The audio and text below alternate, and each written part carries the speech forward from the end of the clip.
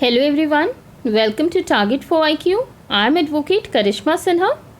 Friends, जैसा कि आप लोग स्क्रीन पे देख सकते हैं, हमारा आज का टॉपिक है classification of offences under code of criminal procedure. CrPC में ऑफेंसेस को कैसे क्लासिफाई की जाती है. तो क्लासिफिकेशन ऑफ ऑफेंसेस देखने से पहले हम लोग ये समझते हैं कि ऑफेंसेस होते क्या हैं. तो ऑफेंसेस ये कोई भी ऐसा एक्ट या फिर ओमिशन जो कि परमिसिबल बाय द लॉ नहीं है, जिसे लॉ परमिट नहीं करती है, उसे ऑफेंस कहते हैं. जैसे हमारे आईपीसी में ऑफेंसेस बताए गए हैं, थेफ्ट है, मर्डर है, रेप है, किडनैपिंग है, चीटिंग है, ये सब क्या होते हैं, ऑफेंसेस होते हैं. अब इसकी क्लासिफिकेशन सीआरपीसी में कैसे है, ये हम लोग समझने की कोशिश करते हैं. तो सीआरपीसी के अकॉर्डिंग ऑफेंसेस को जो है हम लोग 3 बेसिस पे क्लासिफाई कर सकते हैं. पहला on the basis of bail, दूसरा on the basis of nature and तीसरा on the basis of compounding. तो बेल के बेसिस पे ऑफेंसेस क्लासिफाई होते हैं as bailable offence and as non bailable offence. Nature की बात करें तो उसके बेसिस पे ऑफेंसेस को कॉग्निजेबल एंड नॉन कॉग्निजेबल कहा जाता है. और जब कंपाउंडिंग की बात करते हैं, ऐसे सिचुएशन जहाँ पे पार्टीज़ के बीच में जो ऑफेंसेस को कॉम्प्रोमाइज़ किया जा सकता है, दोनों पार्टी के बीच में अगर सुलह की जा सकती है कि नहीं, तो वहाँ पे offences compoundable and non compoundable होते हैं. तो अब आइए वन बाई वन जो है डिटेल में इसको समझने की कोशिश करते हैं. तो बेल के बेसिस पे हमने ऑफेंसेस देखा कि 2 बेसिस पे ये क्लासिफाई होते हैं, bailable offence and non bailable offence. तो बेलेबल ऑफेंस क्या होती है, वो सेक्शन 2A ऑफ सीआरपीसी में बताया गया है कि बेलेबल ऑफेंस ऐसी ऑफेंस होती है जो कि फर्स्ट शेड्यूल ऑफ सीआरपीसी या फिर कोई एनी अदर लॉ जो कि टाइम बीइंग इन फोर्स है, उसमें ऑफेंस को बेलेबल बताया गया है, तो वो बेलेबल ऑफेंस होती है.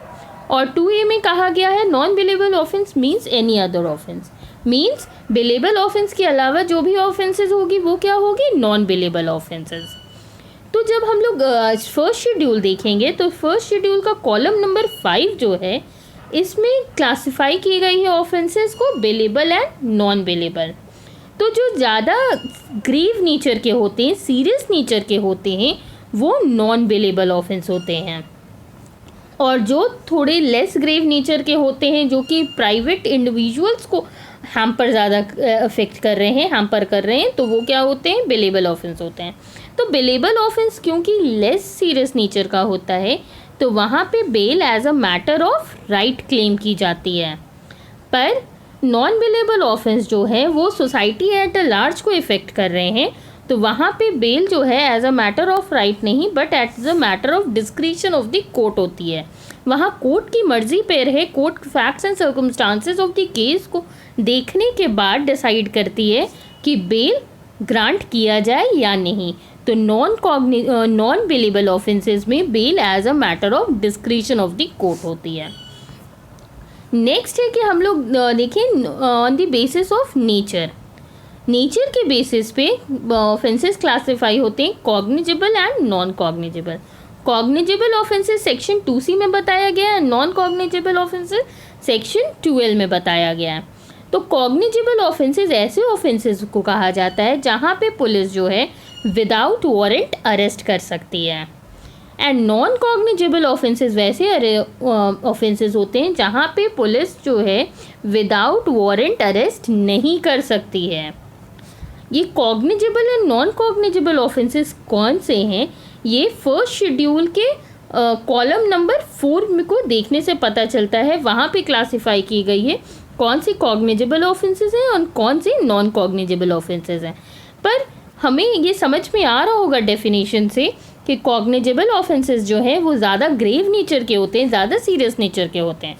इसीलिए कॉग्निजेबल ऑफेंस में पुलिस जो है इन्वेस्टिगेशन इमिडिएटली स्टार्ट कर सकती है without the permission of the court. Cognizable offence में इन्वेस्टिगेशन स्टार्ट करने के लिए पुलिस को कोर्ट की परमिशन की ज़रूरत नहीं होती है. जब और कॉग्निजेबल ऑफेंस जो होती है वो उसकी इंफॉर्मेशन सेक्शन 156(1) ऑफ CRPC में रिकॉर्ड की जाती है, जिसको हम लोग FIR कहते हैं। तो हमारा FIR जो है सेक्शन 156(1) ऑफ CRPC में रिकॉर्ड किया जाता है और वो कॉग्निजेबल ऑफेंस के रिलेशन में होता है। पर नॉन कॉग्निजेबल ऑफेंस में पुलिस जो है investigation without the permission of the court नहीं कर सकती है। पुलिस को नॉन कॉग्निजेबल ऑफेंस की इन्वेस्टिगेशन करने का अथॉरिटी नहीं है without the permission of the court. Non cognizable offence की इंफॉर्मेशन जो है वो under section 155 of the CRPC में रिकॉर्ड की जाती है। अब हम लोग देखते हैं कि कंपाउंडिंग के बेसिस पे ऑफेंसेस जो हैं वो दो वे में क्लासिफाइड हैं, कंपाउंडेबल एंड नॉन कंपाउंडेबल। तो कंपाउंडिंग ऑफ द ऑफेंसेस ऐसी ऑफेंसेस होती है जहां पार्टीज़ के बीच में, विक्टिम और ऑफेंडर के बीच में ऑफेंसेस को कॉम्प्रोमाइज़ किया जा सकता है कि नहीं, केस को सुलह के थ्रू ख़त्म किया जा सकता है कि नहीं।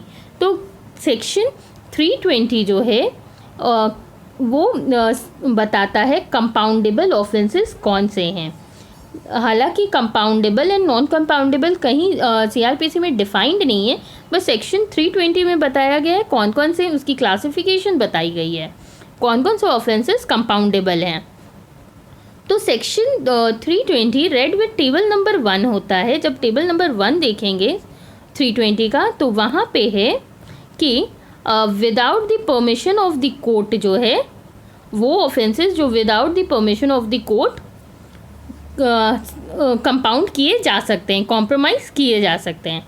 और टेबल नंबर 2 में वैसे ऑफेंसेस बताए गए हैं जहाँ पे कोर्ट की परमिशन की ज़रूरत होती है पार्टीज़ के बीच में कॉम्प्रोमाइज़ करने के लिए। पर जो नॉन कंपाउंडेबल ऑफेंसेस होते हैं वहाँ पे कोई भी कॉम्प्रोमाइज़ की गुंजाइश नहीं होती है, पार्टीज़ के बीच में समझौता नहीं किया जा सकता है।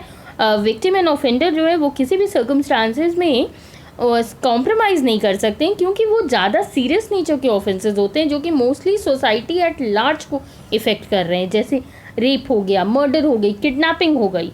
तो इस तरह के ऑफेंसेस को कॉम्प्रोमाइज़ नहीं किया जा सकता है, सुलह नहीं किया जा सकता है। इनमें क्या होती है, इनमें प्रॉपर ट्रायल चलता है एंड देन कोर्ट वो उसमें अक्यूज्ड को जो भी है उन्हें एक्विट करती है या फिर कन्विक्ट करती है। तो पूरा ट्रायल चलता है नॉन कंपाउंडेबल ऑफेंसेस में। पर कंपाउंडेबल ऑफेंसेस में क्या है, पार्टीज़ कॉम्प्रोमाइज़ करके केस को ख़त्म कर सकती है। सो आई होप कि आपको classification of offences under CRPC इस वीडियो में समझ में आया होगा। आपको वीडियो पसंद आता है तो वीडियो को लाइक एंड शेयर ज़रूर कर दें। Thank you.